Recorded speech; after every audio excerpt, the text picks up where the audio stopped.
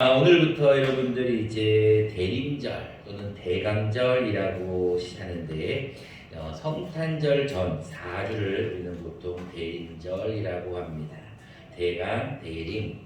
대림이란 말은 기대할 대자, 기다릴 대자 또는 임재할 임자 해서 예수님의 재림, 예수님의 초림을 임재를 우리가 기다린다, 기대한다라는 뜻의 대림입니다.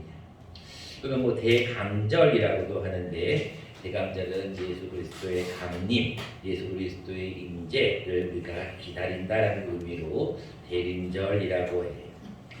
여러분들 앞에 보시면은 초가 이렇게 보일 것입니다. 작년에도 이렇게 했는데 우리가 초를 총 4개가 앞에 보이는데, 이 초는 한 달, 즉 매주마다 있는 매주마다 한 주에 하나씩 해서 초를 우리가 점화를 할 것입니다. 이 초의 점화의 의미가 있습니다. 첫 번째 초는 오늘 결결할 것인데, 기다림과 소망의 초입니다. 이제 예수님을 기다립니다. 예수님 오십시오. 소망의 초예요. 두 번째 2개를 켤 텐데, 다음 주에는 그때는 이 땅에 평화의 왕으로 오신 예수님을 기다리며 평화의 초로 우리가 회개하는 양초를 뜰 겁니다.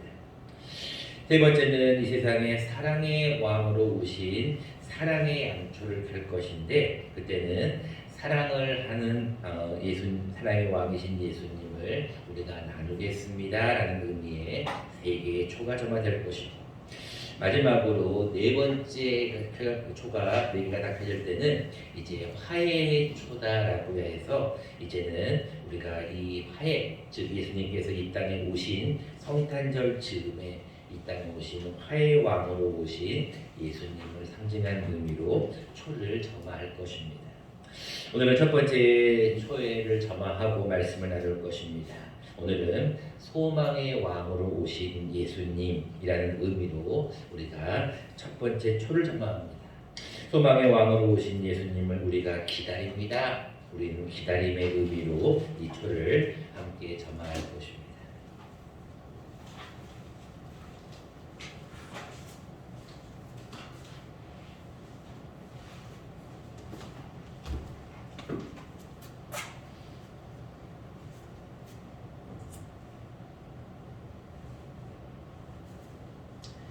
첫 번째 초가 점화되었습니다. 함께 기도하겠습니다. 사랑해 주님 감사합니다. 예수님의 탄생 성탄을 기다리며 우리가 대림절 첫 번째 주일을 보냅니다. 기다림에 우리의 마음을 주님 기억하시고 소망의 왕으로 오신 예수님을 우리가 기다리며 맞이할 수 있도록 인도하여 주시옵소서. 우리가 이 초를 볼 때마다 자기 자신을 버리시기까지, 자기 자신을 겸손으로 낮추시기까지 하신 우리 겸손의 왕이신 소망의 주님을 기억할 수 있는 이 한 주간 될 줄 믿고 감사드리오며, 이 모든 말씀 예수님 이름으로 기도합니다. 아멘.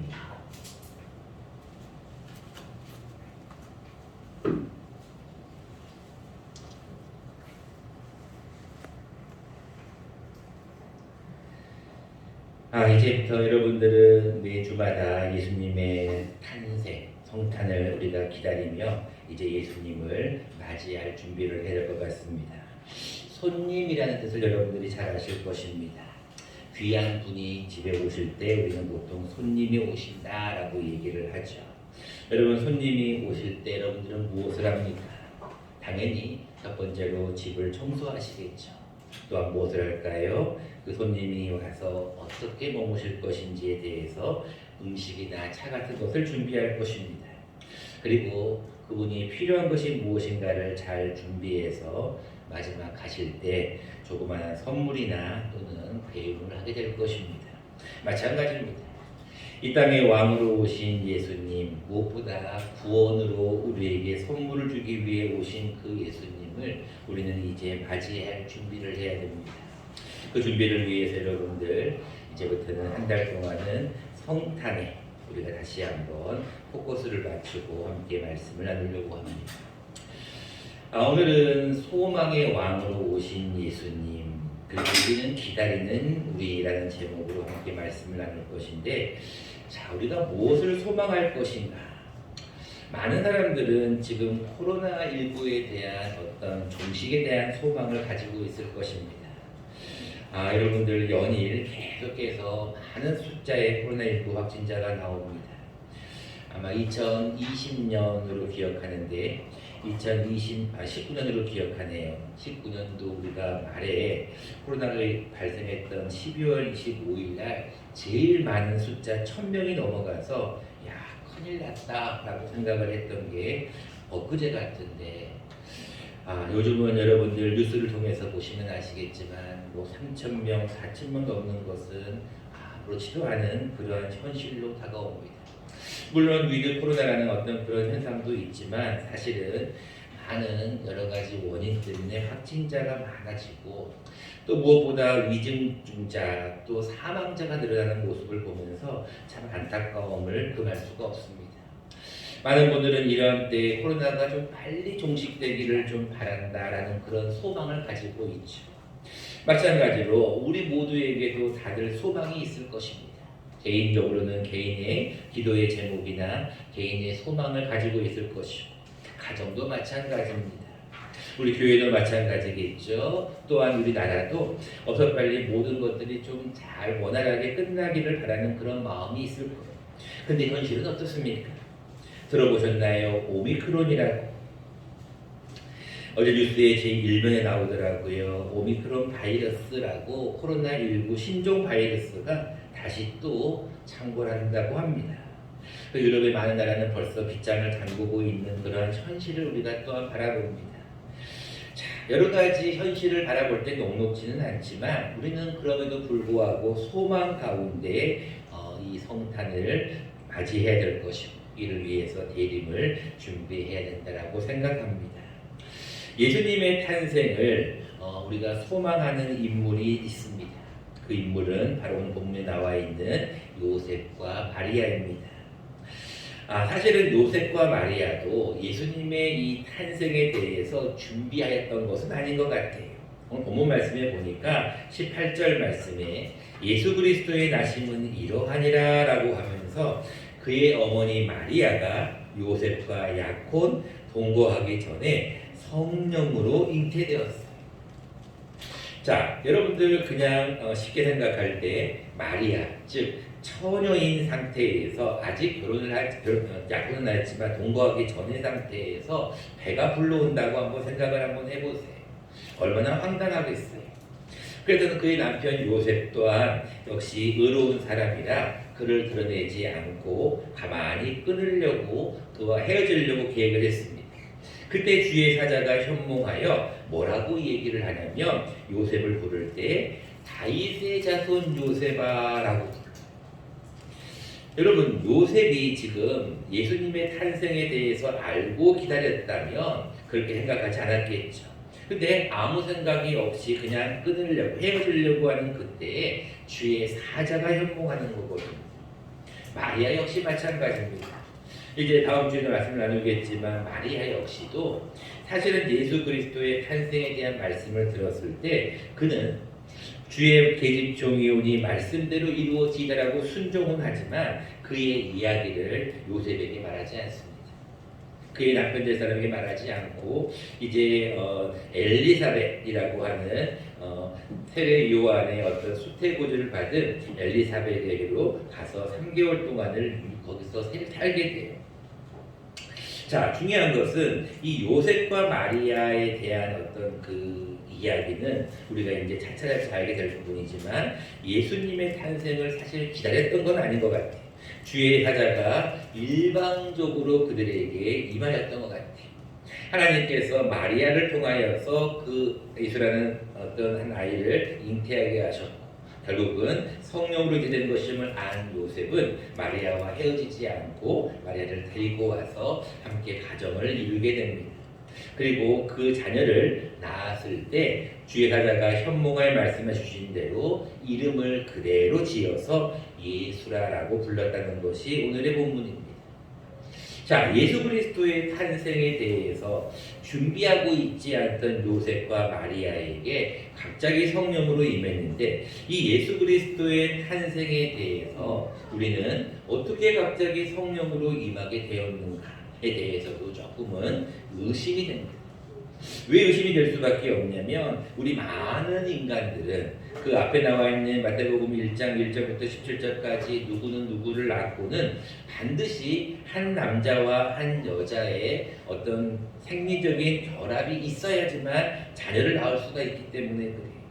그럼에도 불구하고 예수 그리스도의 나심은 한 남자와 한 여자의 결합이 아닌 성령으로 잉태하였다라는 것을 많은 사람들은 믿지 못합니다. 어떻게 여러분들은 믿어지십니까? 성령으로 잉태되었다.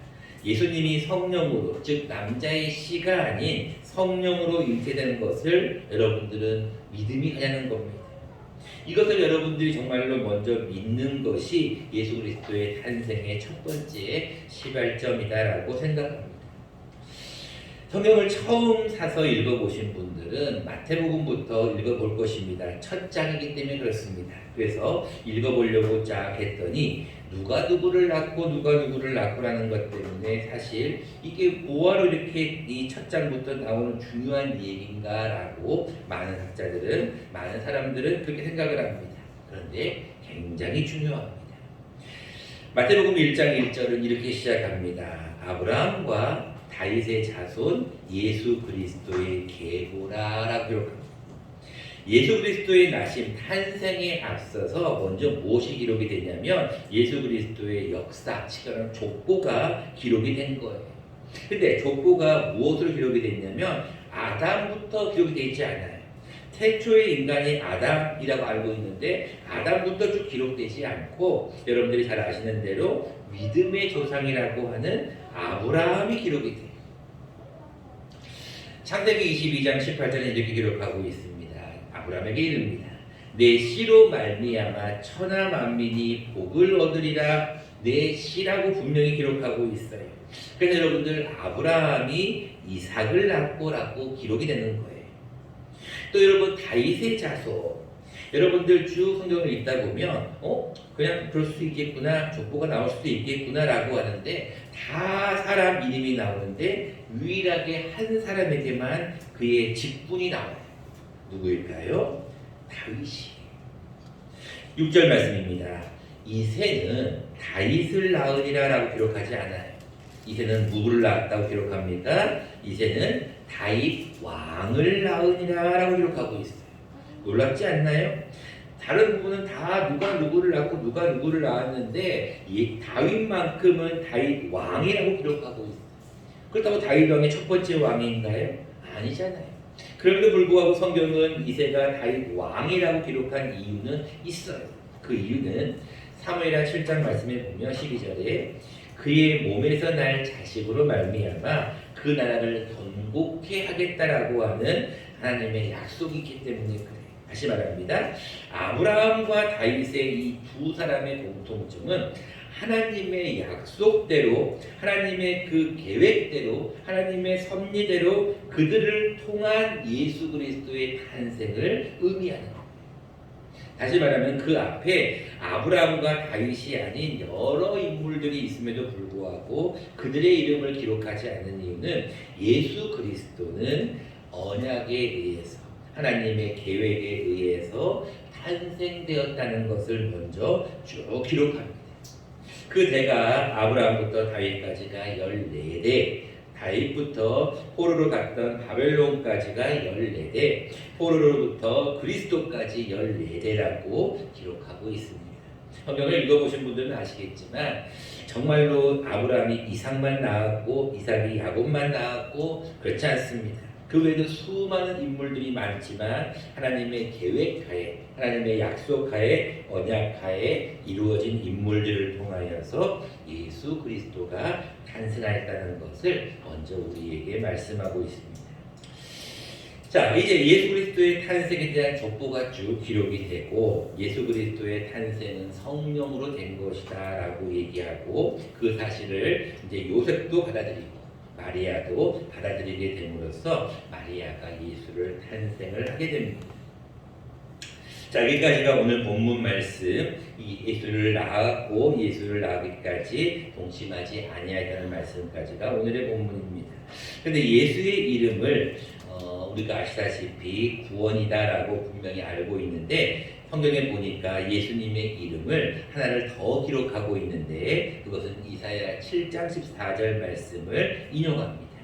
우리가 잘 아는 말씀입니다. 22절. 이 모든 일이 된 것은 주께서 선지자로 하신 말씀을 이루려 하십니다. 이제 계속해서 말씀에 대한 응함에 대해서 말씀하죠. 처녀가 잉태하여 아들을 낳을 것이요 이름은 임마누엘이다. 즉 예수님의 이름은 저가 우리를 죄에서 구원할 자도 있지만 임마누엘이라고 하는 이름도 있어요. 그래서 임마누엘 뜻은 여러분들이 다 아시는 것처럼 하나님이 우리와 함께 계시다라는 말입니다. 자, 우리가 오늘은 대림절 첫 번째 주간이기 때문에 임마누엘에 대한 말씀을 우리가 함께 나누려고 합니다. 하나님이 정말로 우리와 함께 하시는가? 우리가 그것을 알아야 좀 더 기다릴 거 아니에요.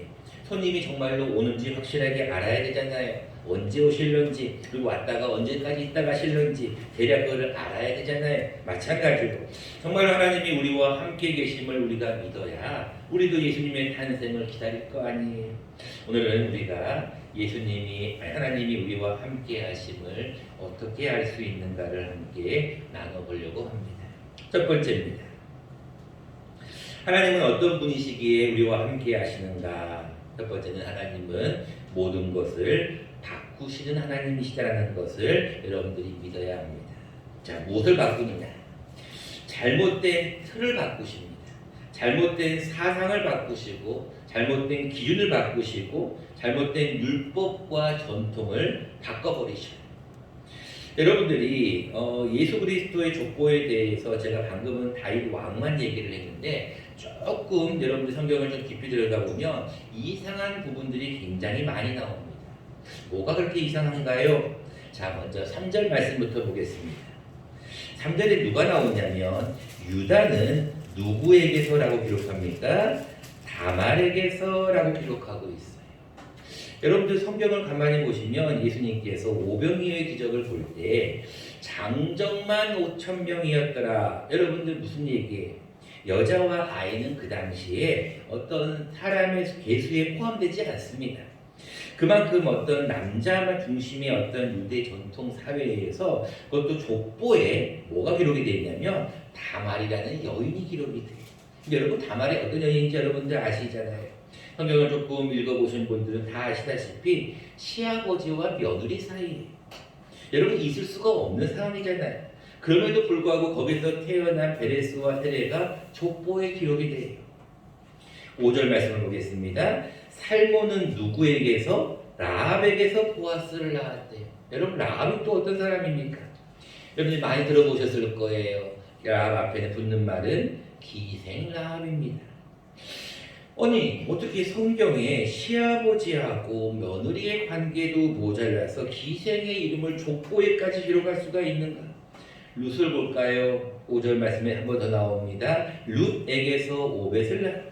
여러분 룻이 어느 나라의 여인인지 아십니까? 모압 땅의 여인입니다. 모압은 여러분 아시겠지만 이스라엘 백성들이 그렇게 싫어하던 적군의 땅이에요. 그리고 그는 과부였습니다. 성경이 어떻게 과부의 이름이 그렇게 족보에 나올 수가 있을 것인가? 6절 말씀을 보겠습니다. 이새는 다윗 왕을 낳았다라고 말씀했잖아요. 근데 다윗은 누구를 통해서 솔로몬을 낳았다고 기록하냐면 우리야의 아내에게서예요. 새벽 예배 나오시는 분들도 아시겠지만 지금 계속해서 우리가 이 사무엘을 통하여서 다윗의 어떤 자라했던 것, 어떤 훌륭한 점들을 계속 나누고 있는데 우리가 어제 오늘 어떤 말씀을 나누었냐면 이 우리야의 아내를 취하는 배경을 우리가 함께 말씀을 나누었어요. 우리야의 아내는 누굽니까? 밧세바인데 이 밧세바는 여러분들 아시다시피 남의 우리야라는 장군의 아내였어요. 그리고 여러분들이 밧세바를 취하기 위해서 다윗이 행하였던 일을 여러분들이 아마 알고 계시지 않습니까?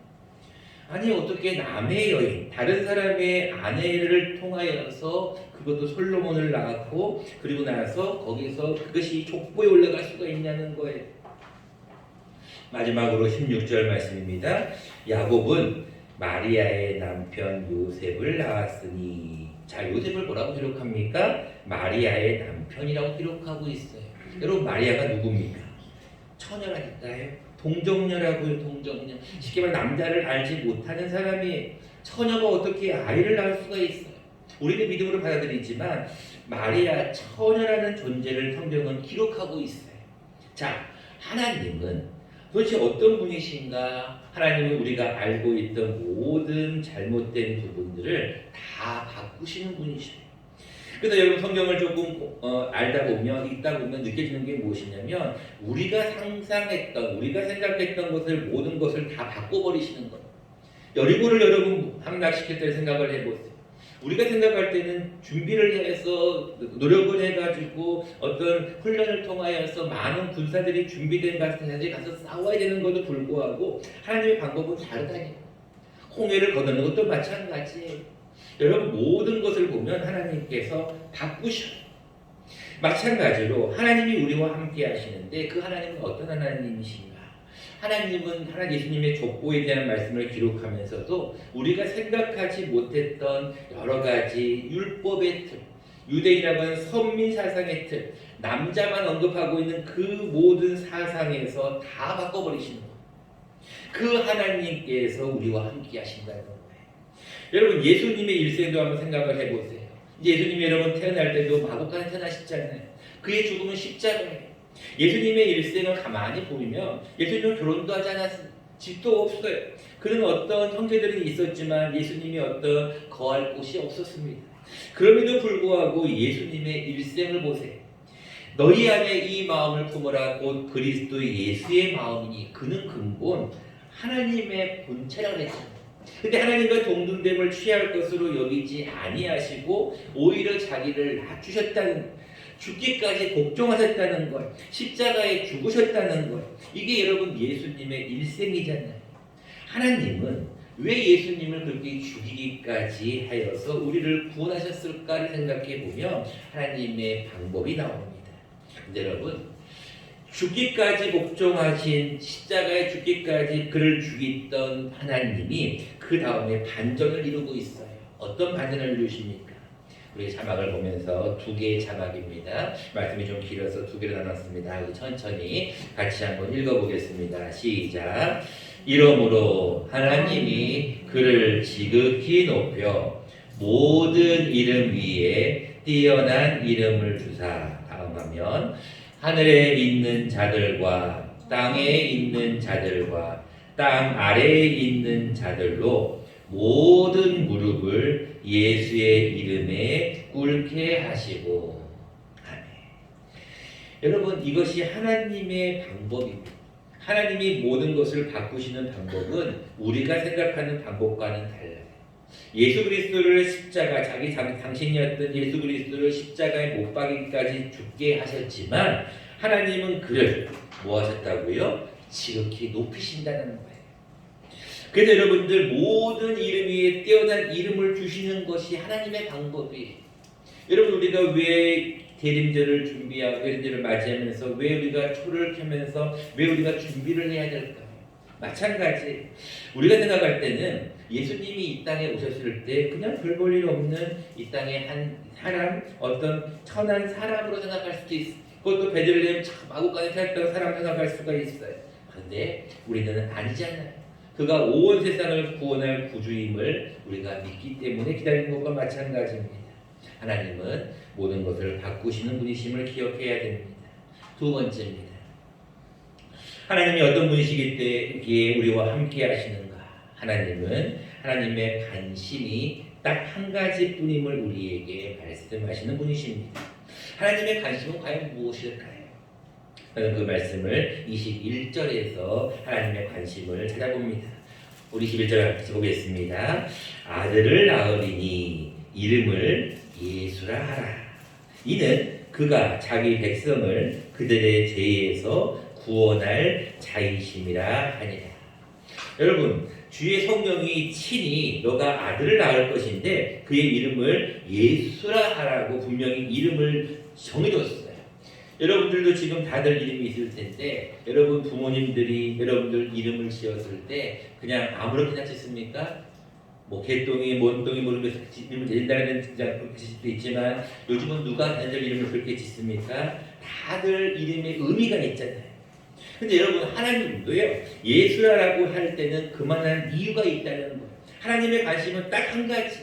그것은 뭘까요? 그것은 바로 우리의 구원 문제입니다.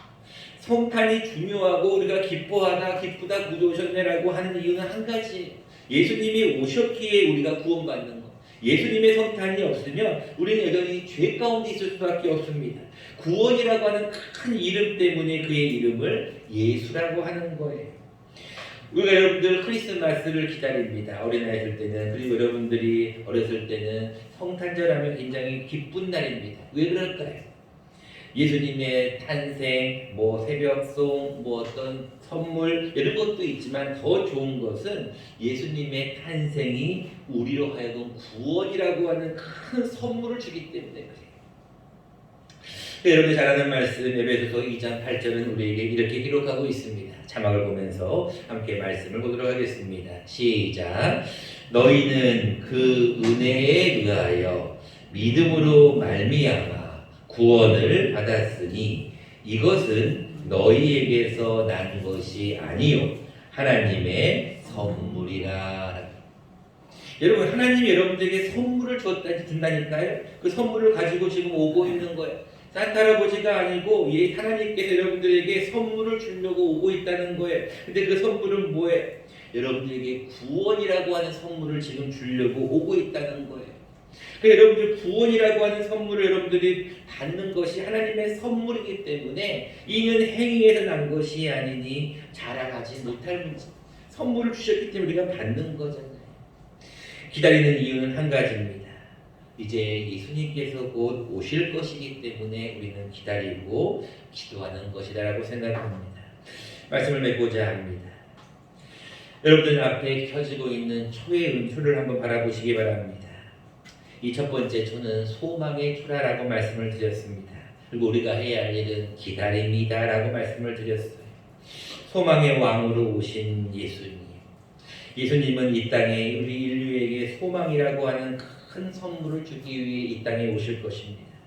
지금 개인적으로나 나라나 우리 모두에게 다 어려운 상황에 있습니다. 그럼에도 불구하고 너희가 인내하고 기도해야 될 것은 소망의 왕이 곧 오실 것이다 라고 우리에게 말씀하기 때문에 그렇습니다. 여러분 남은 3주 기간도 하나님 앞에 이 기다림으로 말미암아 소망의 왕을 만나시는 저와 여러분 되시기를 간절히 축원합니다.